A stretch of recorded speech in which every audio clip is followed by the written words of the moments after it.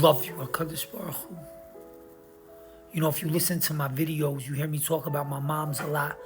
Call her King Solomon's sister. I learned so much from her. It's insane, yo.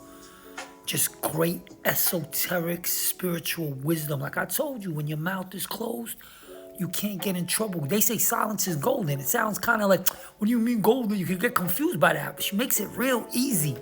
She takes the Torah and she breaks it down real simple. When you complain too much, you become the problem. She switches it like that, yo.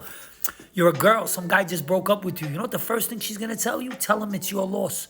Value your own worth. What, are you crazy? You know who you are. You're a good person. You'd be a great mom. So he dissed you because you gained 5 pounds. Let him go. It's his loss. Like this, she'll tell you. So why am I mentioning my mom? Because there's 2 stories about her I want to tell you real quick. One was some Spanish maintenance guy in the building. I guess, I don't know, he asked my mom to borrow some money. And it was like a couple $100, whatever. So my mom, no problem, gave him the money. And then he came back a month later. He needs to pay rent. Can I borrow another $500? I ended up something like maybe, who knows, like maybe $1,500. I don't know what it was, whatever it was. And then I don't know if he got fired or something happened and he just left. But he never paid my mother back a penny. He was like, I'll pay you back next week. I'll pay you back. Then he never just paid. And then when he left, he didn't even say anything. Like he had her number. He could have called her. You know what I mean? So he just kind of dissed her. And I remember I said to my mom, I was like, yo, that's kind of messed up. She's like, nah, I'm not even upset about it. I said, why? He dissed you. She said, why? Because I helped one of God's children. So what could go wrong? There's a problem with that? So he did what he did. He dissed me. Big deal. Maybe I'll get a bigger reward for that.